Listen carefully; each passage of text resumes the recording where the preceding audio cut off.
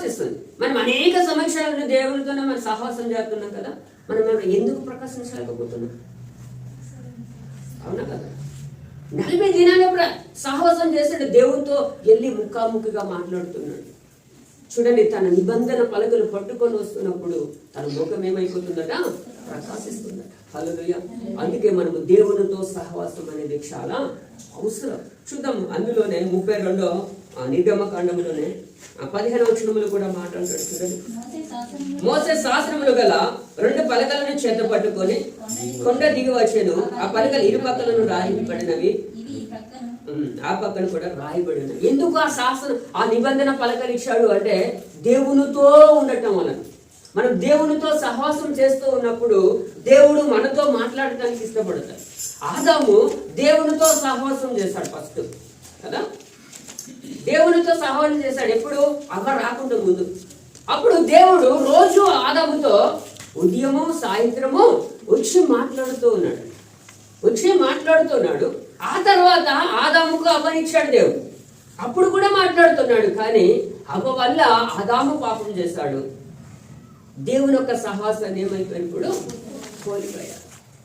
చూడండి, ఆ యొక్క ఏదైనా తోట నుండి వాళ్ళని బయటికి పంపించేస్తాడు దేవుడు. మరలా దానిలోనికి ప్రవేశిస్తారు. హల్లెలూయా. దేవునితో సహవాసం చేస్తే మన ముఖం ప్రకాశించడమే కాదు, కానీ దేవుడు మనతో మాట్లాడే అనుభవంలోనికి వెళతాం. దేవుడితో నువ్వు మాట్లాడుతావు, దేవుడు మనతో మాట్లాడుతూ ఉంటాడు. అది ఏ రీతిగా అంటే స్వరము ద్వారా వచ్చు, దర్శనం ద్వారా వచ్చు, ప్రత్యక్షం ద్వారా వచ్చు. ఏ రీతిగా అయినా దేవుడు నీతో నాతో మాట్లాడగలుగుతాడు. అందుకే మనము దేవునితో మొదటగా ఏం చేయాలి?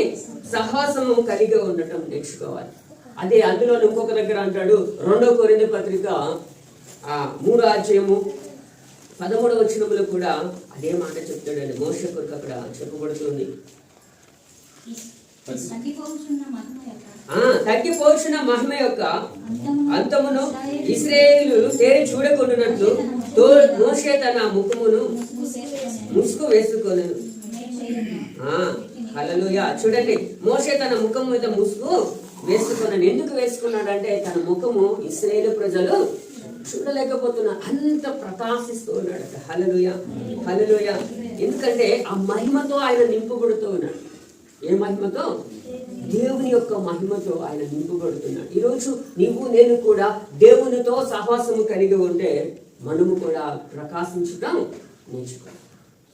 యేసుక్రీస్తు రూపాంతర కొండకెళ్ళి ప్రార్థన చేస్తున్నప్పుడు ఏమైపోయాడు?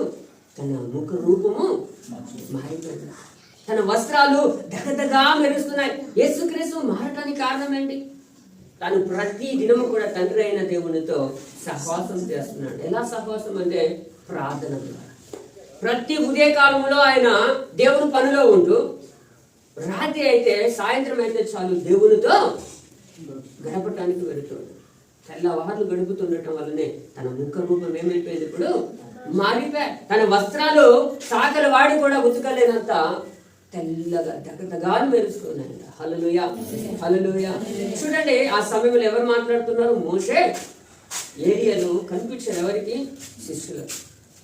ఈరోజు అలాంటి సహవాసం నీలో నాలో ఉంటే మనము కూడా ప్రకాశిస్తూనే ఉంటాం. మనం ప్రకాశించడమే కాకుండా అనేక మందికి మనము వెలుగుగా ఉండగలుగుతాం. అందుకే ఒక సామెత ఉంటుంది, ఒక దీపం వెలిగిస్తే ఆ దీపము అనేక మందికి వెలుగునిస్తుంది. క్రైస్తవుడు అంటేనే ఒక దీపం లాంటి వాడు, ఒక వెలుగు. అందుకే మీరు లోకములకు వెలుగు. మనం ఏమవుతాం? వెలుగని చెప్తున్నాం కానీ చీకట్లోనే ఉంటున్నాం. అందుకే మనం ప్రకాశించలేకపోతున్నాం. హల్లెలూయా, హల్లెలూయా. దేవుడు లోకములకు వెలుగుగా వచ్చాడు, కానీ చీకటి ఎంత మాత్రము దానిని గ్రహించటం లేదు అంటున్నాడు. అందుకే దేవుడు నిన్ను నన్ను వెలుగుగా నియమించాడు. మనం ఎలా ఉంటున్నాం? ప్రకాశిస్తున్నామా?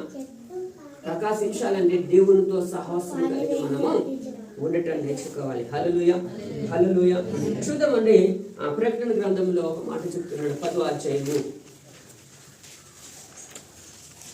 1వ వచనం చదవండి. బలిష్ఠుడైన వేరొక దూత పరలోకము నుండి దిగి వచ్చుట చూసితిని. ఆయన మేఘము ధరించుకొని నేను ఆయన శిరస్సు మీద ఇంద్రధనుషు ఉండెను. ఆయన ముఖము సూర్యబింబం వలె, ఆయన పాదములు అగ్నిస్తంభం వలె. చూడండి ఇక్కడ ఆయన ముఖం ఎలా ఉందట? సూర్యబింబం వలె ఉంది. ఎవరి ముఖము? దేవుని యొక్క ముఖం. అక్కడ ఎవరు చెప్తున్నారా మాట అంటే యోహాను భక్తుడు చెప్తున్న మాట. దర్శన రూపంలో మాట్లాడుతున్నాడు. ఆయన తలలో ఇంద్రధనుస్సు ఉంది. ఆయన రూపము సూర్యబింబం వల్లే కనబడుతుంది. అది పాదాలు అగ్ని పాదాలుగా కనబడుతున్నాయి. హల్లెలూయా, హల్లెలూయా. అదే ప్రకటన గ్రంథం 1:16 కూడా అదే మాట చెప్తున్నాడు. చూడండి. ఆయన తన కుడి చేత 7 నక్షత్రములు పట్టుకొని ఎడను. ఆయన నోటి నుండి 2 అచ్చుల్లో వాడి అయిన ఖడ్గం ఒకటి బయలువెళ్ళుచున్నది. ఆయన ముఖము మహా తేజస్సుతో ప్రకాశిస్తుందట. చూడండి, మహా తేజస్సుతో ప్రకాశిస్తుంది. అంటే సూర్యుడు, దేవుని యొక్క ముఖం ఇప్పుడు ఎలా ఉంది? సూర్యుని వలె ప్రకాశిస్తుందండి. మరి ఆయన నమ్మిన నీవు నేను కూడా అలా ప్రకాశించడం నేర్చుకోవాలి. మనలోనే చీకటి అంతా తొలగిపోవాలి. మనలోనే పాపం అంతా తొలగిపోయినప్పుడే మనం ప్రకాశించడం మొదలు పెడతాం. అవునా కదా? ఇప్పుడు ఒక మొక్క వేసినప్పుడు ఫస్ట్ ఎలా వస్తుంది? అలా చిగురు చిగురు చిగురు వచ్చి మొగ్గగా వచ్చి అది కొన్ని రోజులు పోయిన తర్వాత వికాసించడం చేస్తుంది కదా. అలాగే క్రైస్తవుడు కూడా ఏమవ్వాలంటే ఒకేసారి ప్రకాశించలేడు, కానీ క్రమక్రమంగా దాన్ని వర్ధిల్ల చేసినప్పుడు మనం ప్రకాశించడం ప్రారంభమవుతుంది. హల్లెలూయా, హల్లెలూయా. కానీ దేవునితో సహవాసము కలిగి ఉంటేనే మనం ప్రకాశిస్తామని. దేవునితో తప్ప వేరే ఏ వ్యక్తులతో ఉన్నా మనం ప్రకాశించలేము. మన జీవితాలు ఎప్పుడు చీకటి మయంలోనికే. హల్లెలూయా. ఈరోజు నీవు నేను ప్రకాశించగలుగుతున్నామా? మనం ప్రకాశించాలంటే మన జీవితం ఎప్పుడు ప్రకాశమానంగా మారాలి అంటే మనం దేవునితో సహవాసం అనేది చాలా అవసరం. ఇంకా చూసినట్లయితే చదవదులండి, కానీ అపోస్తలుల కాలం 6:15 కూడా ఆ మాటలు మనకు చెప్తున్నాయి. ఇంకా న్యాయాధిపతుల్లో ఒక వ్యక్తి